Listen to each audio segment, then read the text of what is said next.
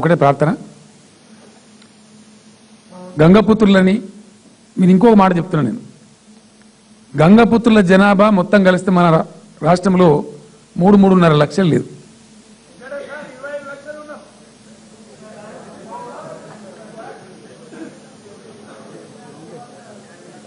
ఏడ పని చేసినామా నువ్వు? నాకు అర్థం కాదు.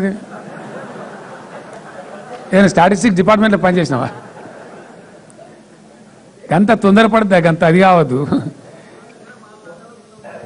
లేదని చెప్తున్నా. అదే నిజమేనా? అన్ని కలిస్తేనే నేను చెప్పే లెక్క సన్నాసి.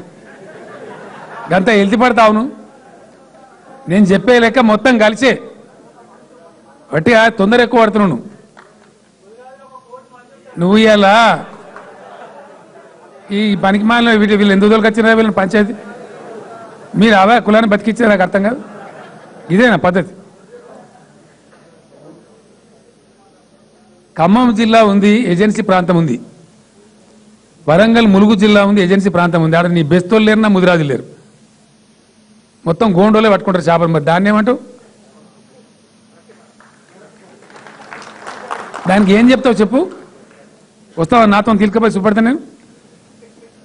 ఖమ్మం భద్రాచలం ఏరియాలో నా ముదిరాజులు లేరు, నాకు బెస్తోళ్ళు లేరు, ఎవరు లేరు. ఆదిలాబాద్ కూడా కొన్ని ప్రాంతాలలో లేరు. ఆసిఫాబాద్ వట్టిబాగ్ ప్రాజెక్ట్ కాడ మొత్తం ఎస్టీలు పట్టుకుంటారు చేపలు. గొర్రెలు కూడా వాళ్ళే పెంచుతారు. దానికి ఏమంటూ ఈ పిచ్చి పంచాయతీలు పెట్టుకొని దమాక్ ఖరాబ్ చేసుకోకొని మంచిగా మీరందరు బతికే ఉపాయం మీరు చెప్తారు. కేసీఆర్ మిమ్మల్ని ఒకళ్ళు మీ బెస్తోళ్ళేమో వెనక చేస్తే నాకేమో నచ్చే ఉందా కిరీటం?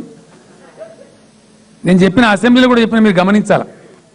చాలా మంది నా క్లాస్మేట్లు నా దోస్తున్నారు బెస్తవాళ్ళు. అనేక మంది మీ వాళ్ళతో మాట్లాడాను. నేను మాట్లాడలేను కాదు. నేను ఎక్కడి నుంచి అయితే పుట్టి వచ్చిన సిద్దిపేట ఉంది. సిద్దిపేటలో సిద్దిపేట టౌన్లో చాలా మంది బెస్తవాళ్ళు. చేపలు అమ్మకం అంటే ఓన్లీ బెస్తవాళ్ళని అమ్ముతారు. అక్కడ ముదిరాజులు లేరు. ముదిరాజు కులస్తులు ఉన్నారు కానీ ఆ పని చేయరు, తక్కువ చేస్తారు, చాలా తక్కువ చేస్తారు. ఇతర పనులు ఎక్కువ చేస్తారు వాళ్ళు.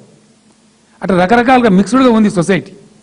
అక్కడక్కడ ఉండేటువంటి కాలాలను పరిస్థితులను బట్టి వృత్తి చేపట్టి ఆ వృత్తి మీద పైకి వచ్చి బ్రతుకుతున్నారు.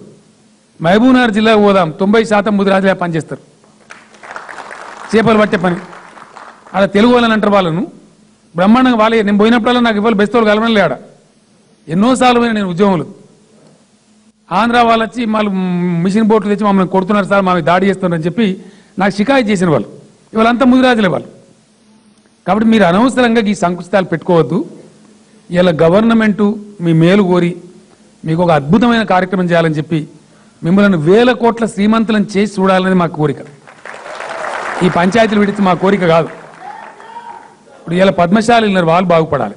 ఎటు కాకుండా అయిపోయినా మన బతుకులు ఆత్మహత్యలు చేసుకుని చచ్చిపోయినారు. బొంబాయి పాలైపోయినాం, దుబాయ్ పాలైపోయినాం, బొగ్గుబాయి పాలైపోయినాం, ఎక్కడెక్కడ పోయినాం. విద్య ఉండి మనకు తెలివి ఉండి ఇబ్బంది పడి మనం అవస్థ పడ్డాం. ఈరోజు మన రాష్ట్రం మనకు వచ్చింది, మన బడ్జెట్ బాగుంది, మన డబ్బులున్నాయి కాబట్టి అన్ని వర్గాలను బాగు చేసుకునే దానికి మనం శ్రీకారం చుట్టాం. అందరూ కూడా ఆనందంగా ఉన్నారు. ముఖ్యంగా ఈ ముదిరాజు బెస్త సోదరులతో నా రిక్వెస్ట్, మీరు ఎట్టి పరిస్థితులలో ఘర్షణకు పడద్దు. దీనికి మంచిది కాదు. మనకు వనరు ఉంది, పొటెన్షియల్ ఉంది, చాలా పెద్ద పొటెన్షియల్ ఉంది. మీకు సరిపోని ఇంక ఎక్సెస్ అయితే నేను చెప్తున్నా, మీ 2 కులాలకు సరిపోని ఇంక ఎక్స్ట్రా పని కూడా ఉంది. ఆ పని కూడా మీ పిల్లలకే దొరుకుతుంది. చేపలు విత్తనాల కాడ నుంచి మొదలు పెడితే అల్టిమేట్ మార్కెటింగ్ కాడ పోయే వరకు చాలా ప్రాసెస్ ఉంది. కొన్ని వేల మందికి ఉద్యోగాలు దొరుకుతాయి. ఆ దొరికేటట్టు కూడా వేరే వాళ్ళకి ఏది, అది కూడా మన ఈ కులం వాళ్ళకే ఇచ్చుకుందాం. ఆ సొసైటీలు ఎంగేజ్ చేసుకున్నట్టు పెడదాం. గవర్నమెంట్ చేస్తే దానికి రిజర్వేషన్ కథ కార్యక్రమం ఉంటుంది. కాబట్టి మిమ్మల్ని సొసైటీలు ఎట్లా ఫామ్ చేయాలా? ఇప్పుడు నాగార్జున సాగర్ పక్క ఒకటే ఊరు ఉంటుంది, చిన్న ఊరు. ఆ ఒక్క ఊరికే నాగార్జున సాగర్ ఇచ్చేద్దామా? ఆ ఒక్క ఊరు బెస్తోళ్ళైనా ఒక్క ఊరు ముదిరాలైనా పడతారా?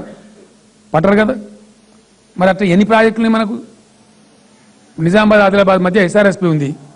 ఆ ఒక్క ఊరిలోకి ఇచ్చేద్దామా? ఇయ్యం కదా. ఇటు చెరువులలో పెంచేది కానీ ప్రాజెక్టులలో పెంచేది కానీ మొత్తం అంతా వెల్త్ 5,000 కోట్లు వస్తుందా, 6,000 కోట్లు వస్తుందా, ఆదాయం ఎంత వస్తుందో చూసుకొని దాన్ని అందరికీ డిస్ట్రిబ్యూట్ అయ్యేటువంటి మార్గం మనం వెతుక్కుంటున్నాం. అందరం బతికేటట్టు చేసుకుంటున్నాం. కాబట్టి అన్ని వృత్తి పని వాళ్లకు రాజేందర్ గారు బడ్జెట్ ప్రవేశపెట్టిన సందర్భంలో నేను మీ అందరికీ అభినందనలు తెలియజేస్తా ఉన్నా.